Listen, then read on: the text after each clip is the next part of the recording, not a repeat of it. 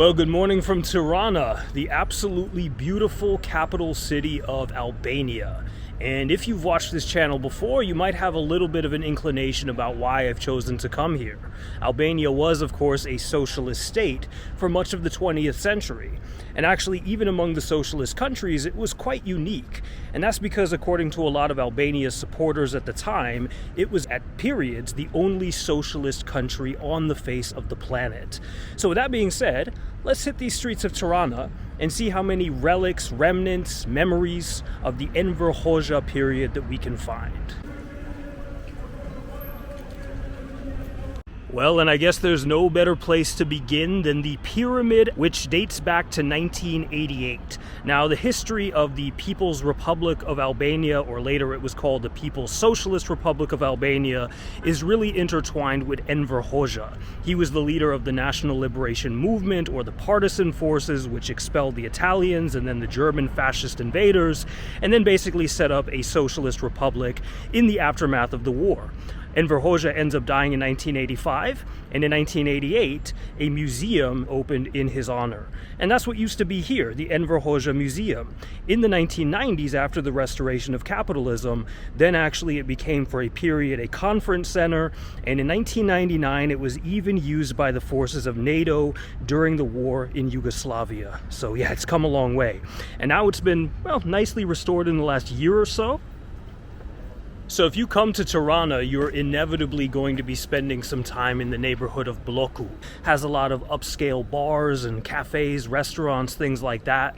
But back in the day, Bloku was actually, well, it was a private community, only really for the political leadership of the country. And basically, Enver Hoxha's party was known initially as the Communist Party of Albania. It changed its name later on to the Party of Labor of Albania. And this was supposedly at the direction of Joseph Stalin. And Stalin was somebody who Hoxha would be loyal to for pretty much all of his life. And that really underscores also the schism that ended up taking place between the socialist countries. And there you have it, the residence of Enver Hoxha himself. And it looks like it's been disused for quite some time. I have seen online a few photos of people who have actually been inside of there, but as far as I understand, it's not open to the public, at least not yet. Let's see if that changes in the coming years.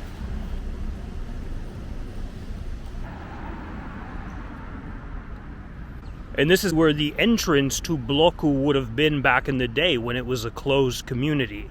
Nowadays, you have this little exhibition here known as Checkpoint, where you have a bunker. We'll get to those in a bit. And then basically also a chunk of the Berlin Wall.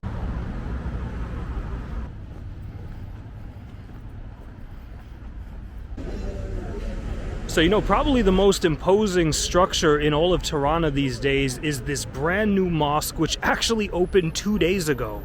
President Recep Tayyip Erdogan of Turkey was here for its opening, and two things really stand out about that to me. Number one, you can see the Albanian and the Turkish flags, which I find pretty fascinating because, well, Albania proclaimed its independence from the Ottoman Empire back in 1912, so it kind of looks like it's fallen back under the Sultan. And the second thing is, Albania actually during Enver Hoxha's period was proclaimed to be the only atheist state in the world. So we're just making our way now to Skanderbeg Square, which is the main square in Tirana, and by extension you could say the country. I mean, Albania only has 2.4 million people, and probably almost 600,000 of them live here in the capital. So it's a very quaint capital. I mean, it's very lively, definitely in the evenings, but as you can imagine, 600,000 people, it's fairly walkable, which is one of the positives in my book anyway. So yeah, Skanderbeg Square, been looking forward to this for a long period of time. I'm literally speed walking over to this mural, which I've seen so many times online, but I've been dying to see in person. This is probably the thing I've been most excited for. The mural is called The Albanians, and it was completed for the opening of, well, the building behind it, which is unfortunately now under construction until 2028. It's the National Historical Museum, which opened back in 1981, so a full decade basically before the fall of socialism here in Albania. Albania. And yeah, I mean, it's incredible. If you look at it, you have Mother Albania in the middle, and you have all types of historical figures from throughout Albanian history. But to me, the most fascinating is on the right-hand side, you have partisans. You have those who fought against the Italians and the Germans leading up to Albania's liberation in 1944. Well, the skyline here is really dominated now by the Intercontinental, but right in front of it, let's see if we can actually even spot it, there's a 15-story hotel now called Tirana International Hotel. Back in the day, it was simply called Hotel Tirana. Opened actually in 1979, and back then, yeah, it wasn't exactly easy to visit Albania, but if you did come for business or on a political delegation, most likely this was where you would be staying. And the Palace of Culture goes back to 1959. At least that's when Soviet leader Nikita Khrushchev laid the foundational stone in a ceremonial manner.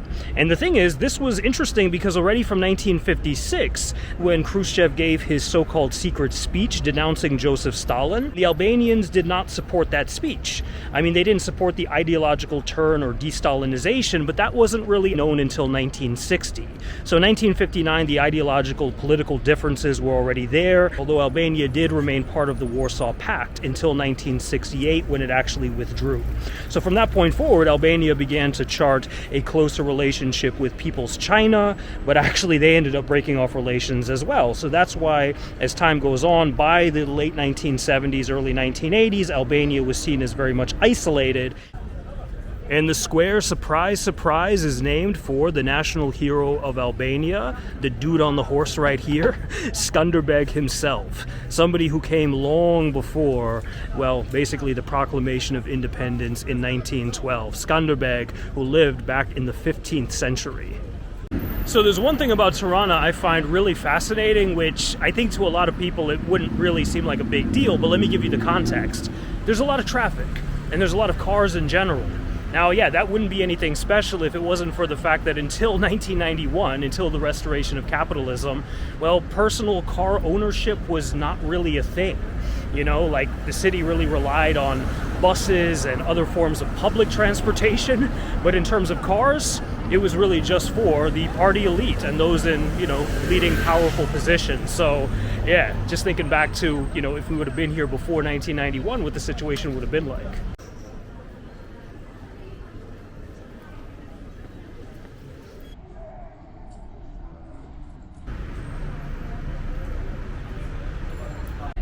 Oof, super bright day here in Tirana, and it's October, so gotta love it. But anyway, check it out behind me. Now, if you've watched videos about Albania before, they probably have titles like the North Korea of Europe or Enver Hoxha, the paranoid dictator. And the reason why you have a lot of this commentary, which is out there in the public domain, is basically because, well, a lot of bunkers were constructed in Albania during that time. But it was actually rooted in something quite real. The thing is, in 1949, the NATO military alliance was created. And already in 1949, that supposedly defensive alliance went on the offensive. They created something known as Operation Valuable, which was an attempt to actually use Albanian expatriates and supporters of the monarchy, other counter-revolutionaries and fascists, to actually overthrow Enver Hoxha's sovereign regime. So yeah, the bunkers were constructed, and in the course of the coming period, of course, a lot of real and imagined enemies ended up being, you know, victimized by the repression here in Albania. But for sure, there definitely was an imperialist plot to overthrow socialist Albania.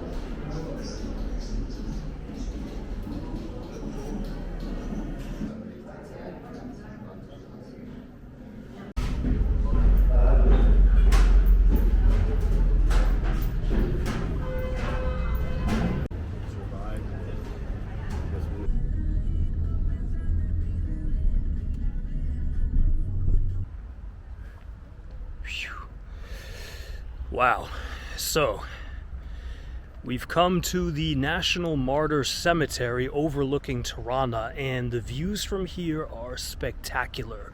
but the main attraction is really the Mother Albania statue. And this place opened in 1971. There's 900 members of the partisans who are buried here. And at one point as well, from 1985, it was the final resting place of Enver Hoxha until the counter-revolution and until his remains were actually buried elsewhere in a more obscure cemetery, really on the other side of Tirana as far as I know. So yeah, I mean, just absolutely breathtaking though, the views from up here. You know, here, like at pretty much every war cemetery, I'm always amazed by the ages of those who ended up dying. I mean, 38, 37, super young, 22, 24. Man, I mean, the ultimate sacrifice, right? Fighting fascism, fighting against foreign occupation and domination. And who knows what some of these folks would have thought later on about the way that Albania developed and, you know, what they would have thought about Albania today. So I think when a lot of people think of the partisans, and the same is really true for myself, I would right away think of Yugoslavia. And the partisans in Albania and the partisans under Marshal Tito in Yugoslavia did have a very close-knit relationship. In fact, after the war, it was assumed that Albania would probably become part of Yugoslavia or a Balkan federation along with Bulgaria.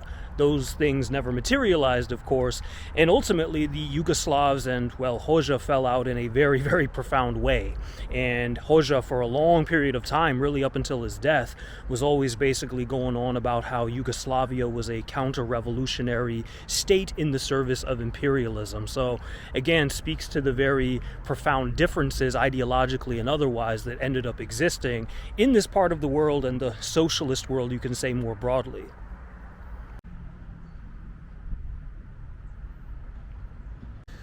Well, the legacy of Hoxha and the legacy of the People's Socialist Republic of Albania, very much one that's still up for debate. And it's fascinating going around the city and, for example, in the marketplace, seeing mugs with Hoxha's photo on it. Definitely not every vendor has that, but some do. And there seems to be a sort of mixed, I guess you can say, reaction among the public more than 30 years later to what they call the fall of communism here. A lot of people, of course, missing certain, you know, social programs and benefits and security that would have existed during this period.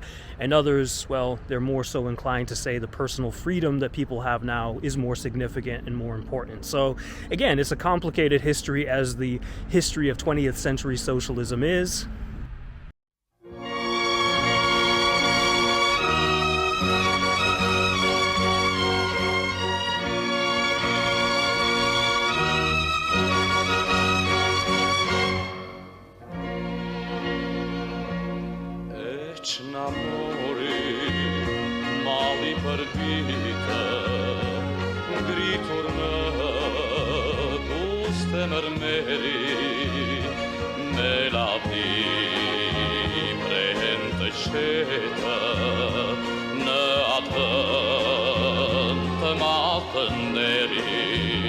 Me një dorë t'i shek në tordë, dodën marit partizanë, as që deshën këtë tokë, sa me gjak të kushera. Ja ku janë tokë me dal, kushe shvilin i ris, në namotëra babalare, nerojnë jetë partis. Ja